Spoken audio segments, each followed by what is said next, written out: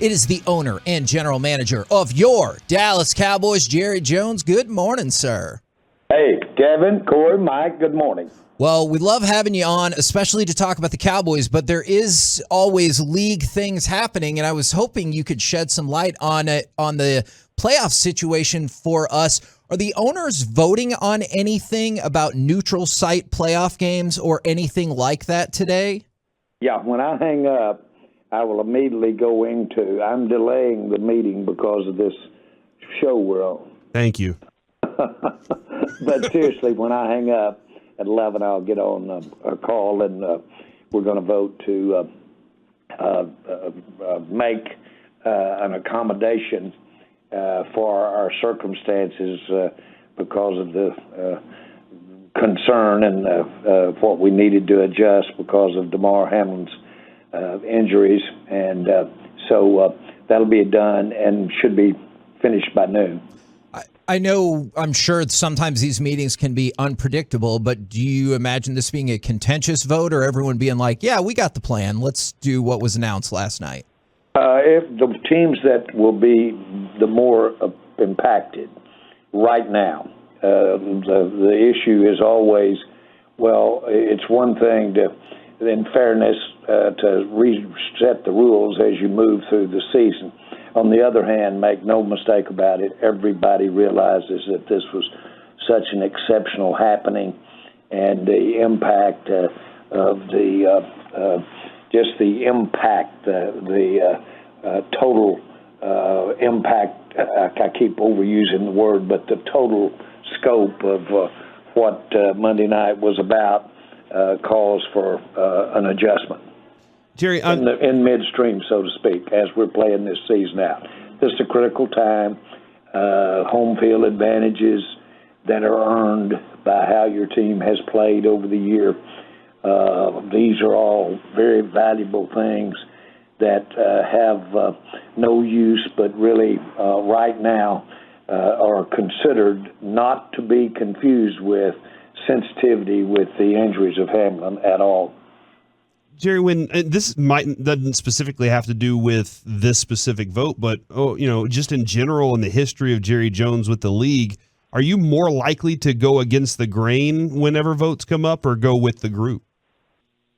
Generally, I think we find ways that have certainly assuaged my concerns, and then I'm impacted by the group, and again, this sounds like a answer of hitting all boxes, but I'm impacted by the makeup of the group, and so I can be influenced, and I look over and I say, well, I like their perspective, and they're in this particular case, you'll have people speak out that this directly impacts more than others, and I want to listen to those guys.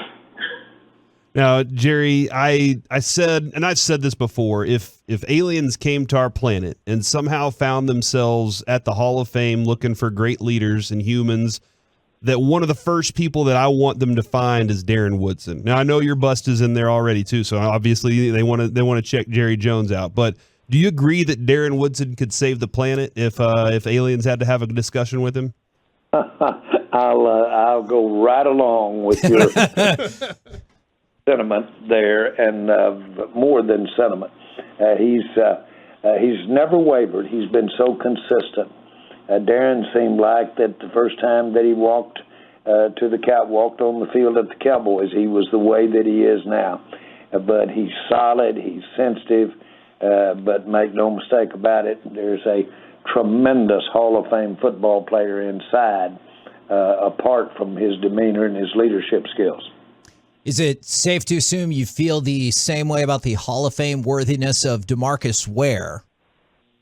Yeah, it's almost trite for me to speak about him being eligible or him being a logical choice to the Hall of Fame when we've all seen it. Anybody that has kept up with NFL and certainly kept up with the Cowboys would, in my mind, have been blind not to see that he was a Hall of Fame player when he played.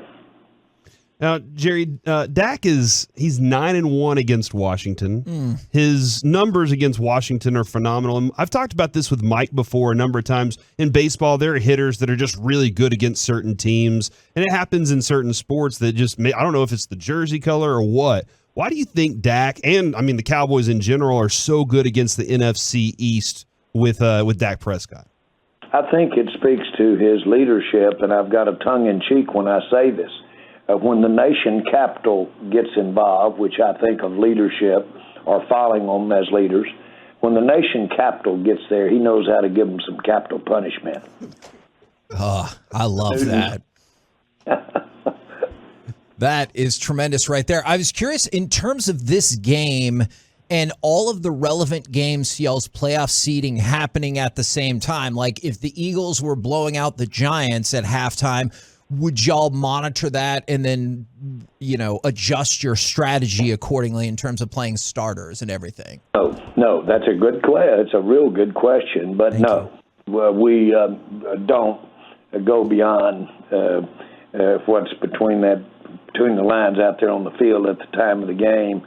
And in general, looking ahead at all would be specifically in the best interest of the club. And you say, well, couldn't you get a little of that indication from another game that's going on? But as to how we play this game, I've never been in a situation where another game going on at the same time impacted a game you're playing in. Jerry, I know I'm going way back in time when you were playing for Arkansas and you won a national championship. Do you get more nervous as a fan when it comes playoff time, do or die time, versus when you were at Arkansas playing for a national championship? Yes, of course. I was always more worried about getting my man or making my own physical performance or not messing up or not getting a penalty. And certainly I was aware, just all you had to do was run out on the field and you were aware that you were getting to be a part of something special. And so I just let that be a part of making me try to go a level above what I was capable of. We used to have 1,000, 2,000 people watch us practice and be 30 feet from you at practice. And I often said, I don't know that I could have played at a lesser level because that made me much better than I was. To be that close, 30 feet away from fans on a spring afternoon, make you have a spring practice as though you were in the Super Bowl. And so I was motivated by my surroundings at Arkansas. Micah Parsons said he's going to be good to go without the wrap or kind of the club, as we talked about, on his hand. How big of an impact will that make for Micah? And then can you give us any insight onto how he lacerated his hand to begin with? Well, first of all, yes, the club wrap that he called it, or that we call it, will give him more flexibility in being able to catch a ball and have an interception or do those type of plays. And so, yeah, it's better not to have the big on in terms of your effectiveness. No, I don't have anything to add to how he did it, but he ended up with a laceration, and so bottom line is I'm glad it's healed, and it is healed. Jerry, you mentioned with Sean and RJ, maybe it was a couple weeks ago or last week, I was listening in, and you were talking about the pass rush, and you said you sat with Will McClay, and y'all were looking at some things technique-wise and schematically that said, okay, we can open this back up a little bit more. And I was just wondering, is there a part of coaching and part of it that says, let's not do that. Maybe let's hold out and be a little more vanilla so that when we get to the playoffs, there is an element of surprise? Or is it just every week it's all out? No, absolutely there's adjustments. Unquestionably there's adjustments. I'm going to go way back. I'm going to go back to when Barry Switzer was head coach of the team, and it was his first camp. We hadn't played a game. And we go into training camp, and we're in the defensive room, and Barry was just observing in the defensive room. and they had what they call the 9 technique of a defensive end, and he was way outside. And they had him applying pressure or had him also covering the flat. And Barry stopped, and he said, guys, he said, I'm learning because you guys are coaches and have been in pros, and I've come from college. But he said, I have probably been to 100 coaching seminars, and I have seen that 9 technique drawn up and attempted to do what you're asking him to do. I've never seen in games or over any length of time, and I've been doing this 30 years, I've never seen that guy be able to make that play. That's going to let you down if you put that in. We talked about this a little bit earlier in the show. Tony Pollard, 12 yards away from getting to 1,000 yards for the first time in his career. How big of a deal is that for Tony Pollard, and how big of a deal is the 1,000-yard threshold still as the schedule is expanded? Well, I think it is really notable that you've got Zeke in our running game as well, and he's a part of our offense that has 2 really people, including himself, of course. And to me, that's notable, big time. And to step up there and have those 1,000 yards with the back sharing the load with you like Zeke really is notable. So he's talent-wise, he's certainly, this isn't an aberration. He's very capable of having that kind of production. Last year, the Dallas Cowboys benches showed up in Washington. Do you think that that's a possibility that they show back up this year? They've got other things on their minds other than the ball game itself, and that was the only thing that I smiled about when I saw that was I was ashamed I hadn't thought of it. That is a great point. That's pretty good getting in your so-called ass right there. Now, we're talking with, as if you didn't know, we're talking with Jerry Jones right here on 105.3 The Fan. How Sam Howell will be making the start for the Commanders as opposed to Taylor Heineke, which is what we expected. How big of a deal or how difficult does that make it facing a rookie quarterback where there's not a lot of NFL tape on him yet? Well, that is certainly the handicap is you are going to be dealing with some unknowns here, but you're also know that you're going to be going against a young player that doesn't have a lot of experience, and when you play against a player like that, you pull out your book on what do you do for players. Remember, Romo's first experiences, his first snap was he goes out and they put the rush on him. They know he's a rookie, know it's his first snap, and they put the rush on him. He throws the ball up. It goes almost straight up. I think they hit his arm. It gets intercepted right out here at our home field advantage. So you try to take advantage when you can of rookie, just generalized rookie handicaps. If we haven't been there before, you want to make it fast and you want to make decision-making fast. One of the biggest things that a young quarterback has to do is slow it down mentally, literally, figuratively, slow the game down. Let it just kind of not be going as fast out there as the unfamiliarity causes, and just slow down. Well, obviously, everybody would take advantage of an inexperienced quarterback in any way they can like that. Now, Jerry, I want you to go back a couple of years and try and think of this when Mike McCarthy was hired, and then look at where you are right now. You have a chance to have a franchise-tying 13th game, and I don't know if the players, if that means a lot to them. I don't know what it means to the coaching staff or you and the franchise itself, but did you have this kind of imagination that Mike McCarthy could bring this kind of stability to this Cowboys team then? Well, let me start off by saying huge. The 13th win of the season is every reason that you could want to not have this a getting ready game for something else. 13 wins is a big deal. And I know we're playing 17 this year, but it's still a big deal. We don't have many of those in my past, obviously, as far as I don't want to use I and me, but still, I don't. And the facts are we don't have many of them. And first, you cast this question with Mike as the subject, and Mike McCarthy. And it's great for him to put a 13-win season in his resume. And it's great for me to put it on my general manager's that is resume. Nice. Yeah. Yep. And it's just important. Now, we know what's important is it usually means you're getting in the playoffs, and now you say, well, that's important.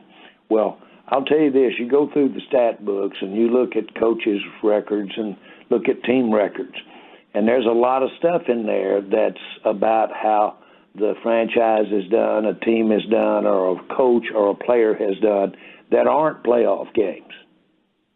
And why is all that in there? It's because it's important. Now, we have talked a lot throughout the week about the importance of this game against the Commanders, but there is another important game happening in the Metroplex the next day as TCU goes for a national championship. While the team is involved with Sunday's game, how excited are you for Monday and TCU getting a shot at a national title? I'm so impressed and proud of what TCU is doing. The fact that they're here is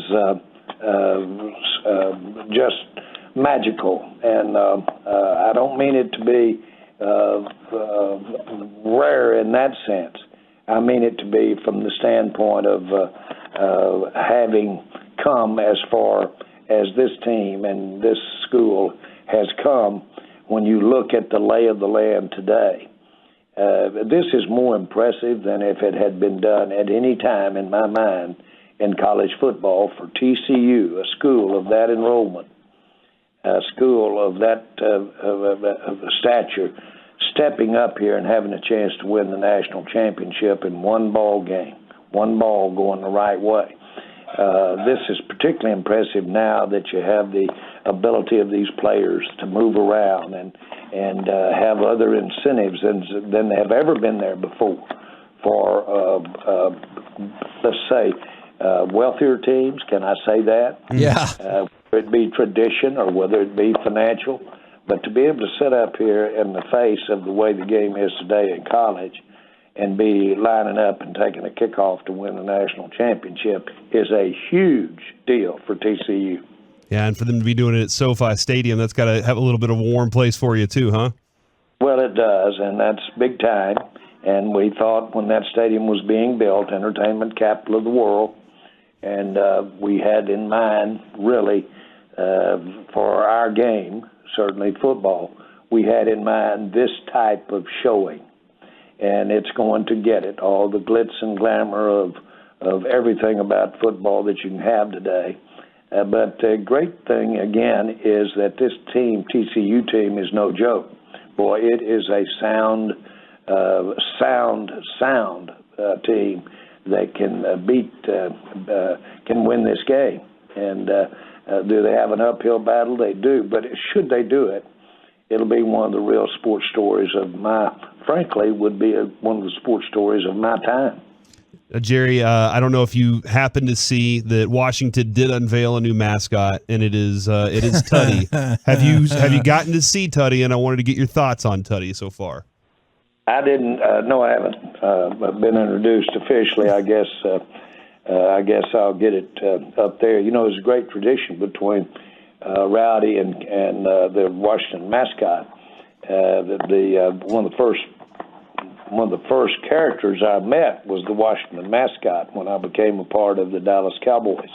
And by the way, he came when we lost not Rowdy, but when we lost Crazy Ray, and which was more than a mascot in my mind.